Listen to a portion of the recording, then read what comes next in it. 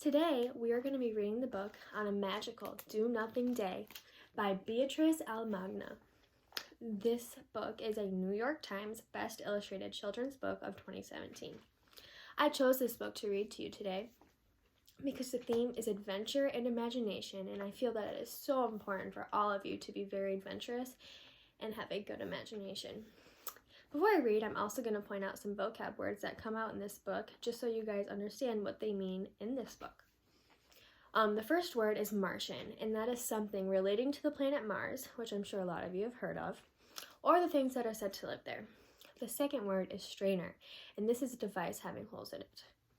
The third one is tasted, and in this book, it means getting used to a new experience, but not actually tasting something, so that you don't get confused when that word comes up.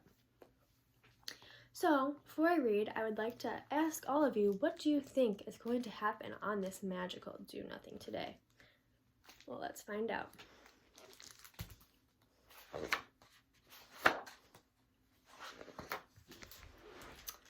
Here we go again. Me and Mom in the same cabin, the same forest, the same ring, Dad back in the city.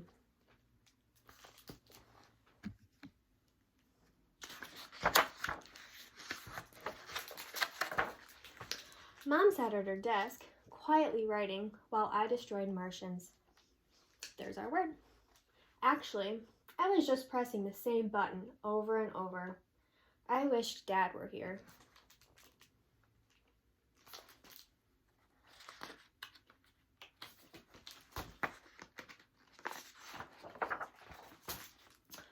What about a break from your game, Mom growled. Is this going to be another day of doing nothing? She was right. There was nothing I wanted to do, except destroy Martians.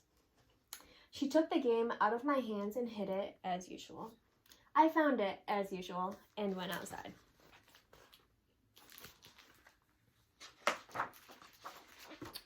Where it felt like everything in our garden was hiding from the rain. I held my game tightly. Maybe it would protect me from this boring, wet place.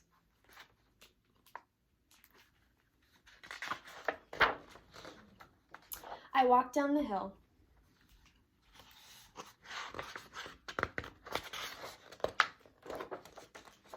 At the bottom of our path, I saw some flat rocks in the pond. The rocks were round, like the head of the Martians. I wanted to jump on them and crush them.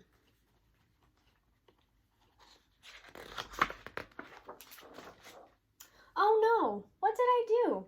My game fell in the pond. This could not be happening to me.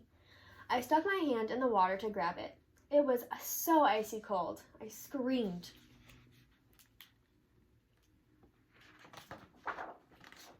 Without my game, I had nothing to do. The rain felt like rocks were hitting me. I was a small tree trapped outside in a hurricane. What do you guys think that our character is going to do without their game? Let's find out. Just then, there were 4 lights and 4 huge snails appeared. Is there anything to do around here? I asked them. Yes, indeed, they told me. I reached out and touched their antenna, as soft as jello. It made me smile.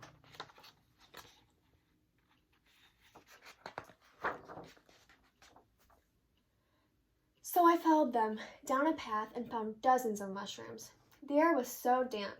I knew the smell from when I was small, my grandparents' basement. My cave of treasures. Do any of you have a scent or smell that makes you think of something in your life? I felt a sense that there was something special close by, that I was surrounded.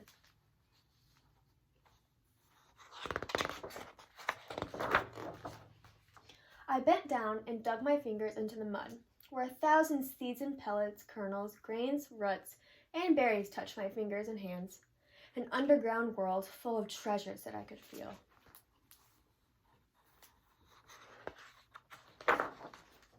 I looked up at the sky. Sunbeams fell down through a giant strainer and blinded me. I thought I heard the beat of drums from far away, but that sound was my heart.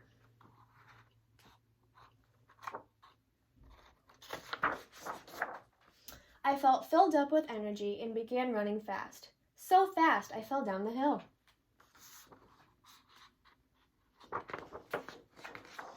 And there at the bottom, everything was turned upside down. The whole world seemed brand new, as if it had been created right in front of me.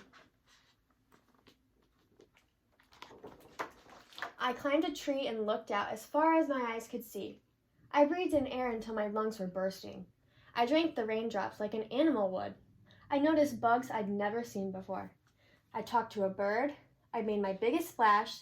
Then I collected smooth stones as clear as glass and watched the world shining through them. Why hadn't I done these things before today? Soaked to my bones, I ran inside the house, took off my coat, and looked in the mirror. Oh, I thought I saw my dad smiling at me.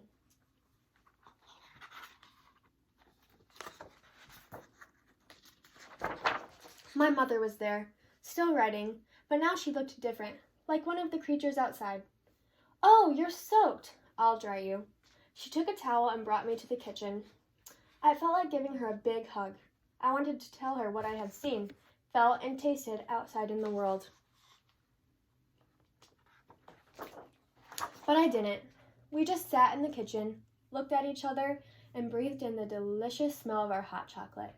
That's it. That's all we did on this magical do-nothing day.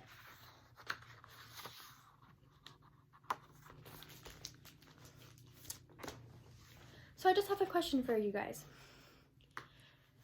If you had a magical do-nothing day, what would you do?